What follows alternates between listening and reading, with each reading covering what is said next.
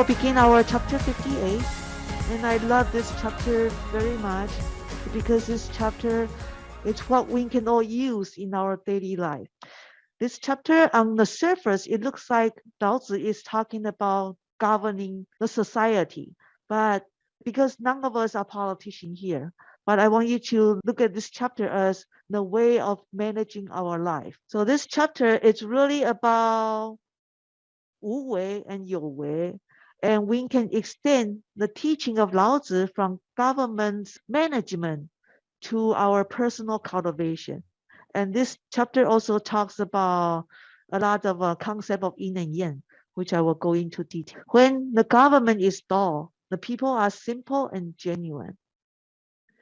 When government is dull, that means there's not much regulation. It's just like a new government. They don't have much discipline and there's no punishment and with a lot of leniency. And people will self-discipline themselves with simplicity. That we understand. So by looking at this sentence, we can see that this word is being repeated 2 times. So the first character that I want to say is the government is dull. It's not really active because a lot of things the government leave it to the people. It's quiet, it is pessimistic, it's obscurity. And here is another character. So when the government is dull and it's silent with a lot of leniency, the people is genuine, honest, simple, and unsophisticated. Government is dull.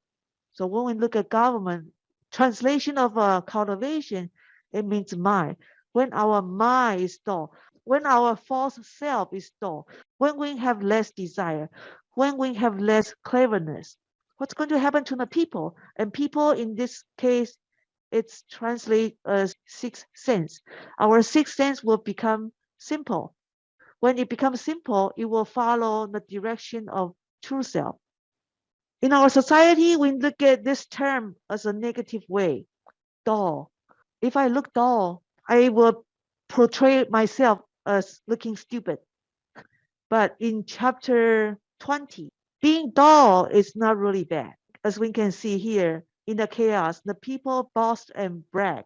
People are very clever, but I alone am dull. So even Lao Tzu, he say it's okay to be dull. If you are dull, then you can have a broad-minded like the ocean wave, aimless like a gusting wind. If you want to be on this path of spiritual Tao cultivation, sometimes being dull, it's okay. Being dull on your ears. Some people say something sharp, your ear is dull because as if you did not hear anything. And your tongue is dull. You don't want to say things to hurt people. I noticed that here, Lao Tzu say, I am dull. When Lao Tzu wants to emphasize something, he will repeat a word. For example, 众人昭昭，我独昏昏. So this one is being repeated 2 times. Just like this, 其政闷闷，其民纯纯. On the next verse, when the government is scrutinizing, the people are deficient. Deficient in what? Lao Tzu just say deficient. But we know it's deficient in virtue and deficient in character. So here, again, this one is being repeated twice. This one twice. 其政察察，其民缺缺. So this one is deficient in integrity. That Lao Tzu, on the surface, again, it looks like he's talking about a government. But in terms of our cultivation, we can say that when government is scrutinizing, it's equivalent to our mind. It's very clever. Try to be competitive in all the situation. We are living in the false self. The syndrome of false self is that either I eat or I'm being eaten. So it's a situation whether I'm being attacked or I have to be on top of everything. So this society, this environment create us in that way. So that's why a lot of people are ego-centered, competitive, and clever, and try to step on top of each other so that they can be on the top. And that's the characteristic of a false self. The characteristic of false self is in everybody is separate. I am different than you. Why do you have what I don't have? Why you are higher than me? So false self try to do a lot of comparison. It's not about togetherness. It's not about oneness. So it's the differentiation, the judgment sets us apart. And this is the characteristic of a false self. So when this is happening, people are deficient. And the people is referring to our sixth sense, our ear, our eyes, our nose, our physical body. We become the slave of false self. 99% of people are like this. We become the slave of false self and we never seek for true self. We never allow a sacred space for our true self. Our true self supposed to be a guide. It should be like the boss of the false self. But now the false self is the other way around. The false self control everything, and the true self is being covered by blanket. And I'm sure that's not you and I want. We want to make sure our true self is on top of false self. Our false self is necessary for us to thrive in this environment. We have to understand the characteristic of false self in order to surpass the limitation of false self. So we never want to be the slave of false self. So on this chapter, from my humble opinion, this chapter is about governing of Wu Wei and You Wei, or cultivation of Wu Wei and You Wei. As you can see on this column, Wu Wei is about doing things according to our true self, according to our Tao. And that's only when our mind and our false self is dull. And that's when our true self can manifest. In our daily life, when we give, do we give from our true self? Are we asking for return? Are we calculating, oh, if I give this person something, how much am I getting for return? If I am donating my time, if I am preparing Tao Te Ching for the temple, how much will Master Li give it to me? The answer is none. If I forgive you, are you going to do some favor to me? So are we doing this kind of bargaining? I hope not. So all these things, it should be genuine. It should be doing naturally from your true self, from your own conscience. And governing of your way is we calculate everything to the dime, to the penny. And when one person is filled of cleverness, of course, the true self is being covered. In chapter 29, this really echoes with this, what am I saying here? For one deliberately and selfishly obtain the world and act upon it, I see that he will not reach. The world is a divine vessel. It will not be forced nor control.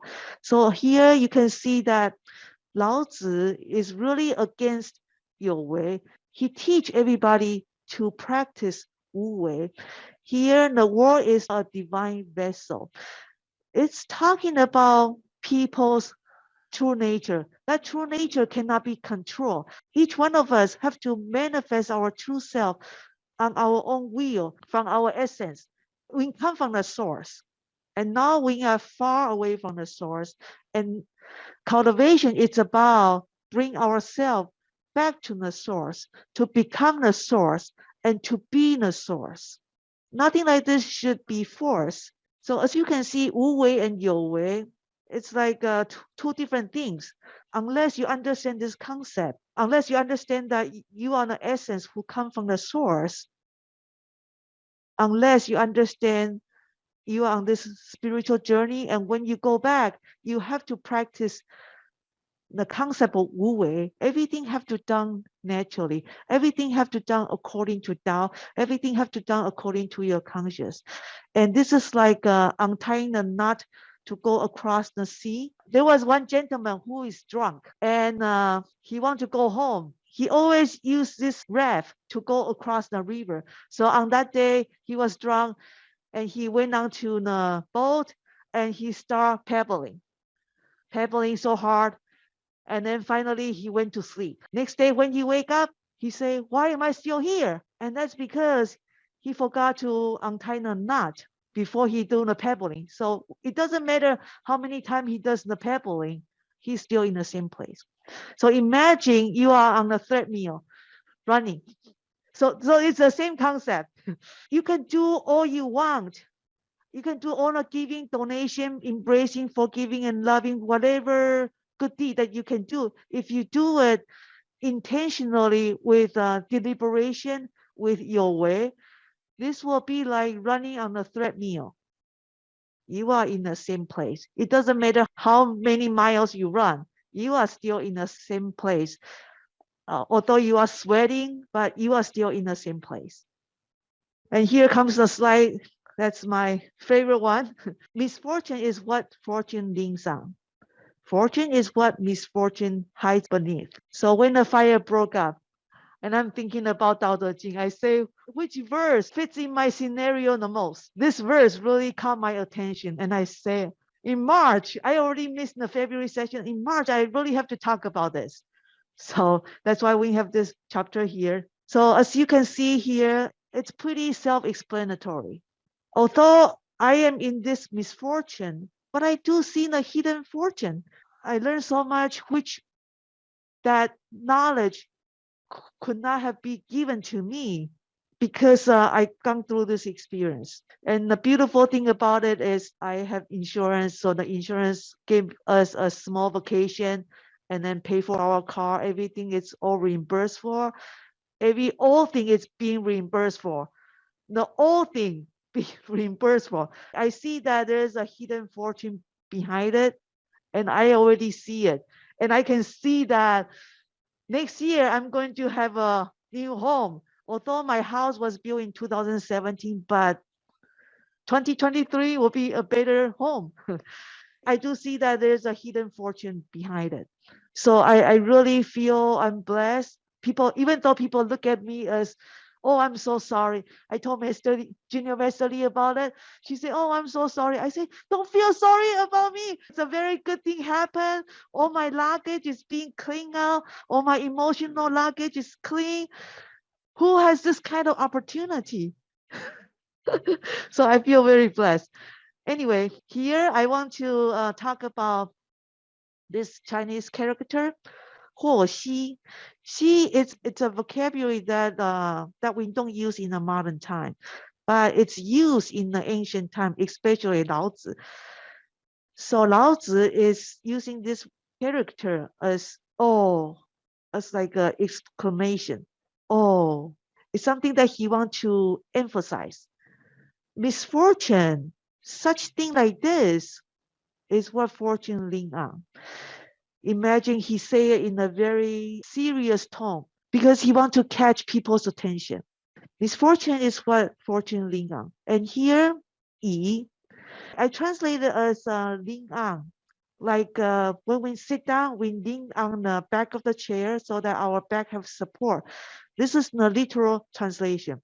Fortune is what misfortune hides beneath. So beneath is something is being covered. So here I want to take you to the etymology on this term, yi. Literally, it's to lean on, but figuratively, it means to depend on.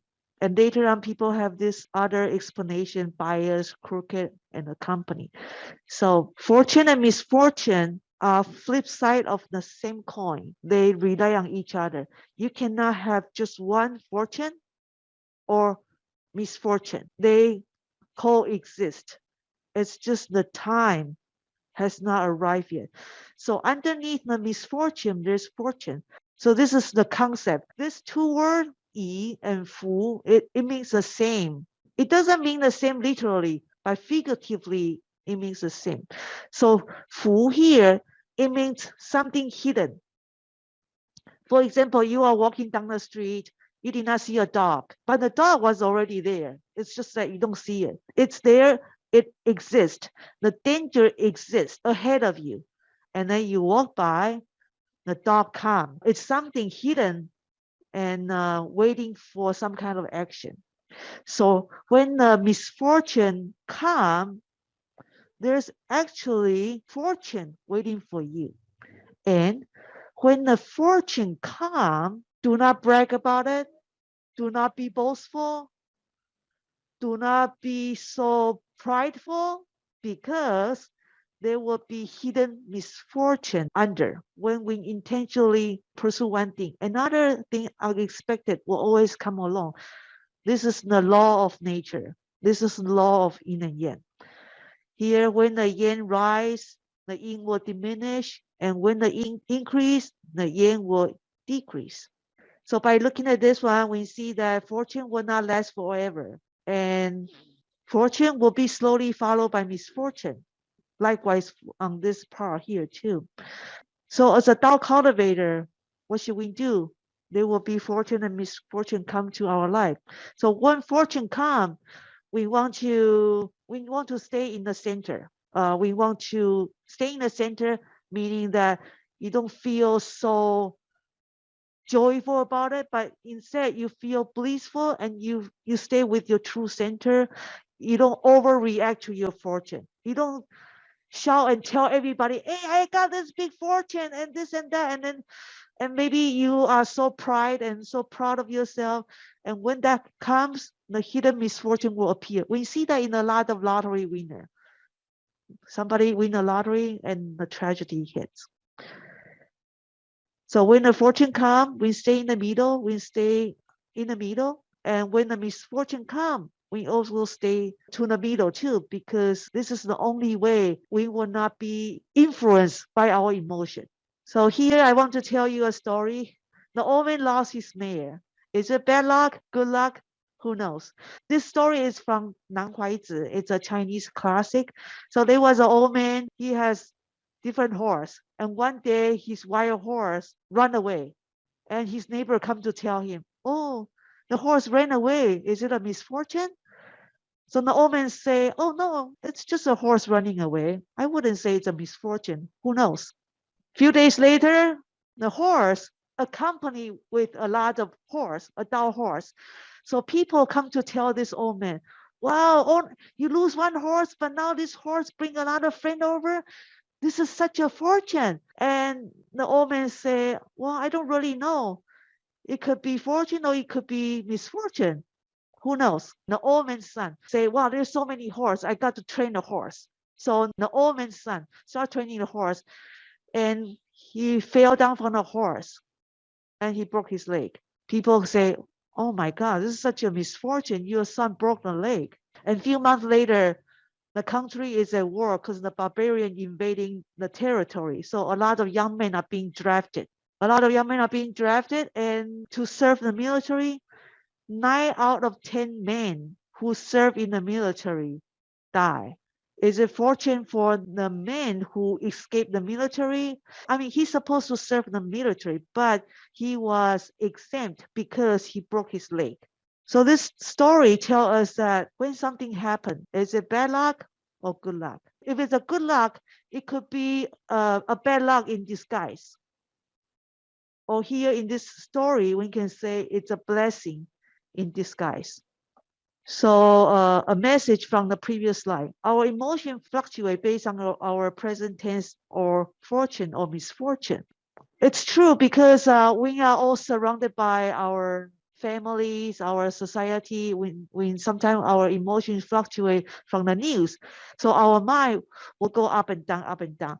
So the Zen sages, including Lao Tzu, understand this concept. So Lao Tzu said, when fortune comes, you can express your joy, but not overjoy. And when the misfortune comes, you can express your sadness, but do not be overwhelmed with depression. And we can see that how this thing work by observing the Taiji, the heaven and earth, by the 4 seasons, how the 4 seasons rotate. The spring, the summer, the autumn, and the winter. And when the winter ends, we can see spring come. So it's always in this cycle. Therefore, Lao Tzu teaches not to worry about getting fortune or having experienced the misfortune. So I see that this chapter also echoes with chapter 13. In chapter 13, we talk about being insulted or being favored and losing and gaining. Which one do you prefer? Do you prefer to be in favor or to be insulted? The answer should be none of this. Because if you say, I prefer to be in favor, you can put yourself in danger. Today, maybe you are being favored. Tomorrow, you can be insulted by your boss. So it's better to stay in the middle. Is it better to have gaining or losing? Think about it. As we study Tao Te Ching, we will see a lot of repeat message. We can cross-reference to another chapter very easily. And this also echo with chapter 2. We can interpret this as duality. When people recognize beauty as beauty, ugliness appear. When people recognize good as goodness, evil appear. When something good for a period of time, evil will come. And when evil exists for a period of time, the good will come. Isn't that true? The next one, who knows the ultimate? Nothing is absolute. So in this verse, Lao Tzu just say, who knows the ultimate? Ultimate is an adjective, ultimate. So Lao Tzu is referring to the ultimate truth. Who knows the ultimate truth? Who knows the ultimate reason why misfortune is hidden in the fortune? Fortune is beneath the misfortune. Nobody knows why it's like this. Nobody knows why there's yin and yang. Who knows the ultimate reason? But Lao Tzu definitely knows nothing is absolute. With the rise and the fall of yin and yang, there's no permanent position. People who seek for forever youth, like we see a lot of celebrity. And the one that I remember the most, the one that I love the most is Elizabeth Taylor, who already died. Most of the celebrity are female. Anyway, the female celebrity, they look young and beautiful, but when they reach to their old age, they start to invest a lot of money in plastic surgery, a lot of makeup to seek for forever youth. That's not going to happen. I thought about that too. It's not going to happen. uh, and then some people try to grasp forever fortune. That's not going to happen, right? Is it going to happen? Lasting fortune and physical longevity? It's not going to happen. So nothing is absolute. So why are fortune and misfortune impermanent? With fortune, people become boastful. This is talking about most people in the society. People become boastful. When they become boastful, their words start to hurt people, and misfortune will soon arrive. And that's why misfortune, it's beneath the fortune. And same thing for this one here. As a Tao cultivator, this is what we need to focus on. With misfortune, a lot of things can happen to us. Tragedy, disaster, sickness. So when that comes, try to repent ourselves. Do not blame God. Never blame God, because God has nothing to do with your misfortune or your calamity or your karma. We are responsible for our own karma. So when that things happen, we should repent our wrongdoing. And the more that we repent, just be patient, the fortune will arrive. And when the fortune comes, probably we should ask God, why you give me such a fortune, and try to understand why. So if we want to blame God for all the misfortune, we should also blame God for all the fortune too. So we have to be fair, right? So how can we get out of this cycle? To get out of this cycle is to stay in the middle. Before the yin and yang rise, before the yin and yang rise was the Wuji. Wuji beget Taiji, and with Taiji, there is the movement of the yin and yang. So this one, it's very similar to the previous verse. Normality will reciprocate to abnormality. Goodness will reciprocate to weakness. Isn't that true? Something become normal, later on, abnormality will come. So this verse is also referring to the continuation of rise and fall of duality. So again, this one reminds us that we don't want to lean on either side. Same thing like we don't want to lean on fortune or misfortune. We want to stay in the middle so that our emotion will not fluctuate based on the external environment. Humans have been lost, which have solidified for a long time. Because we are being born so many times, we've been reincarnated many times, we have our habit, we have our perception, our alaya consciousness, which have been deep rooted, and it's difficult to make the change. That's why we are lost. And when we come to this earth, our teacher in elementary school, middle school, high school, college, nobody teach us this kind of concept. So people have been lost for generations. Our conscience are covered by layer of scum and debris, which is true. As you can see, a lot of people in our society, they commit crime, they commit other negative activities. They are lost in their conscience. Therefore, the saint hold a moral standard without cut. This one, it's very interesting. So this is saying that the saint hold a very strict discipline. The saint has a moral benchmark to follow, but the benchmark, when he reinforces it, he does not force other people to follow him, but instead he will guide people with love and compassion and kindness. In other words, he is tolerant and kind to others, but he has a very strict moral benchmark. When the government is dull, people are simple and genuine. The saint understand this concept. The saint is capable of being our leader, and being a leader, he need to be dull. He cannot be scrutinizing in people's behavior, and he's dull with compassion to guide people. So here I draw a simple diagram here. The square represent the moral standard. It's very straightforward, clear cut, but the square is being surrounded by a circle. So whatever he does, although the standard is very strict, but his standard will not hurt others. So as you can see, the square represent discipline himself, self-observation, and self-repentance.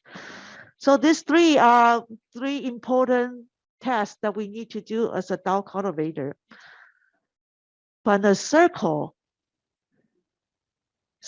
is what's manifest outside of us.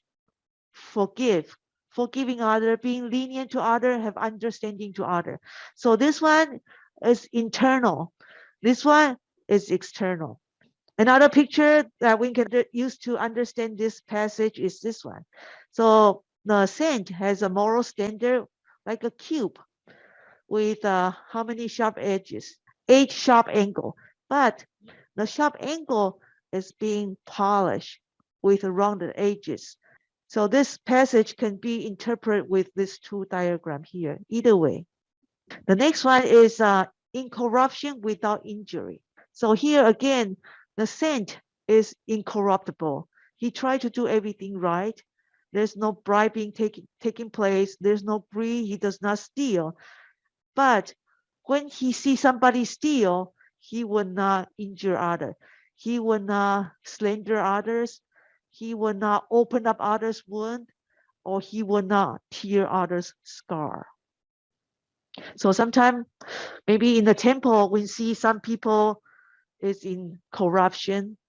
I think it's inevitable. Every organization, we can find this kind of figure. So if you understand the truth based on Lao Tzu's teaching, we would not want to reveal that dirty secret to others. Upright without intruding. So again, the saint or the Tao cultivator holds its uprightness, but he does not indulging. That means he does not express too much about himself. Say, I know somebody who also cultivate, but he often tell me that he experienced enlightenment, he experienced Buddha's teaching, this and that. So when we experience that, we do not want to share too much. If we share too much, it becomes showing off. We want to cultivate the truth, not so much about manifestation from the Buddha, not so much about the miracle. So the first one is about injuring other, tearing, like a slander other people. Why did you do this? Why did you do that? The second one is about I enjoy my presence with Buddha. I'm an enlightened being, and I tell everybody I'm enlightened. I cultivate to a certain level. I'm in a higher level than you. So that's the second line. The third one, shine without dazzling. This one, it's about showing off. A person can have shine, and that shine can provide warmth to other people, but that shine should not be so sharp, hurt other people's eyes, right? If your behavior, if your speech, it becomes so sharp, I'm sure people will stay away from you.